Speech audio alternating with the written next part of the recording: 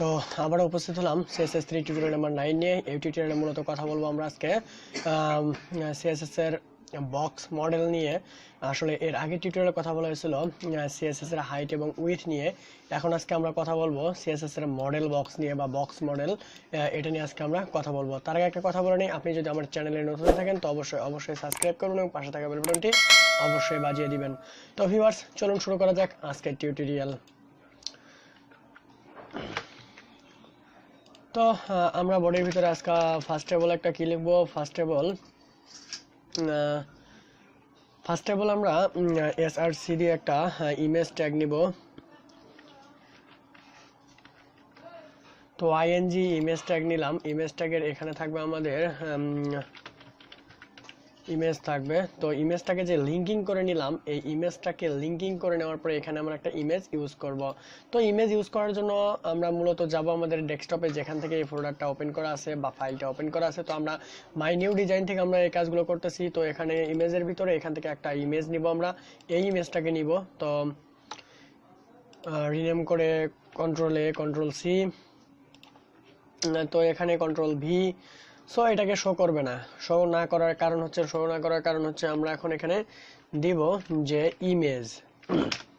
ওকে, তো এখন দেখুন এটা শো করবে, কারণ এ আছে ইমেজ ফোল্ডারের ভিতরে, সেখান থেকে এই লিংকে গিয়ে ও খুঁজে বের করবে। তো চলুন ব্রাউজারে গিয়ে দেখি, চলে আসছে ইমেজটা। ওকে, তো এই ইমেজটা যে চলে আসছে, এর নিচে একটা ডিআইভি দিব।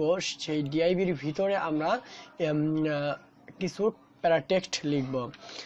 তাহলে ডিআইভি দিব কি, এখানে একটা ক্লাস নিব বা সেফ ডিআইভি দিয়ে লিখব।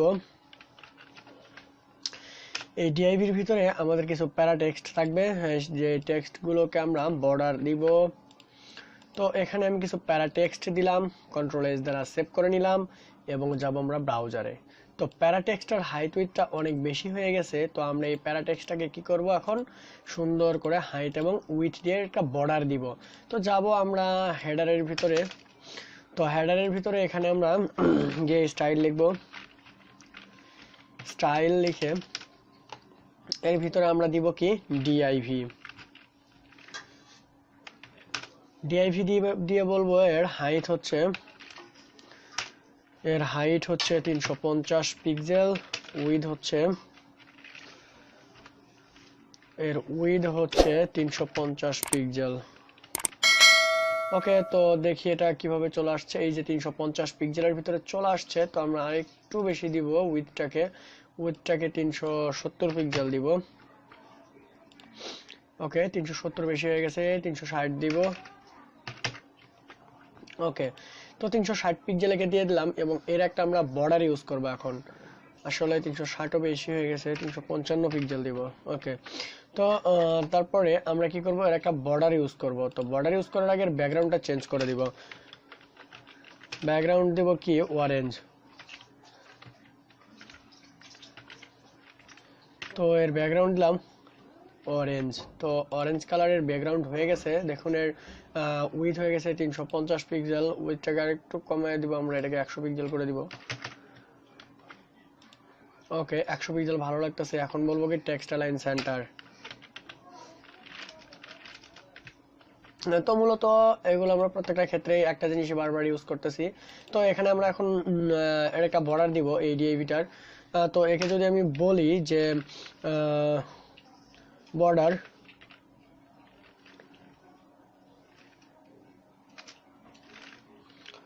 হচ্ছে 3 পিক্সেল সলিড।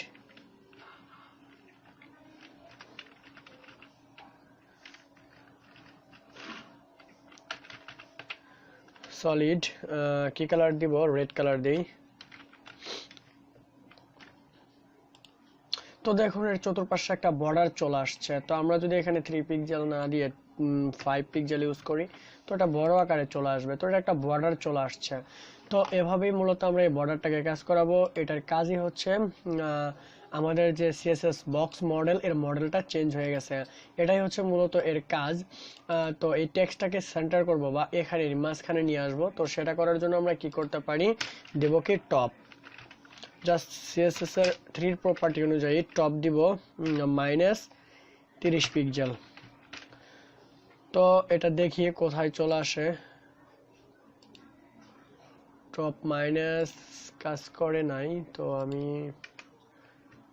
টপ দিলাম 30 পিক্সেল, কাজ করতেছে না কেন? আচ্ছা, এখান থেকে দেখি টেক্সটটা আমার লড়তেছে না কেন। এমএস ডিআইভি টপ কাজ করে নাই, মার্জিন টপ দিয়ে দেখি।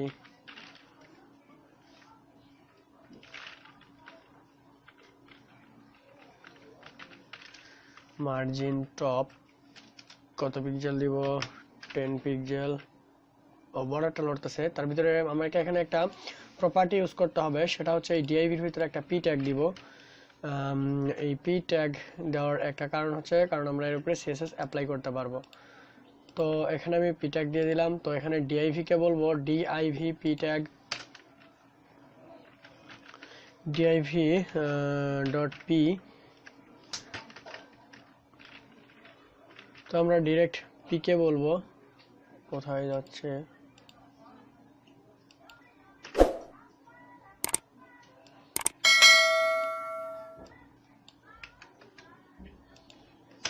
তো আমরা পি কে বলবো যে মার্জিন টপ বা টপ দিব, এর টপ দিব কত পিক্সেল? 20 পিক্সেল। তো দেখি 20 পিক্সেল টপ দিলে কোথায় যায়। তো চলে আসছে নিচের দিকে অলরেডি। তো আরো 5 পিক্সেল দেব ম্যাক্সিমাম। তো এটাকে 25 পিক্সেল করে দিলাম। আপাতত আমাদের এটা লাগতেছে না বিকজ ওকে। সো এটা দেখুন মাঝখানে চলে আসছে। তো আরো যদি দেই তো আরো মাঝখানে চলে আসবে। তো এখানে আমরা 25 দিয়েছি, 30 পিক্সেল ইউজ করব, এটা মাঝখানে চলে আসবে।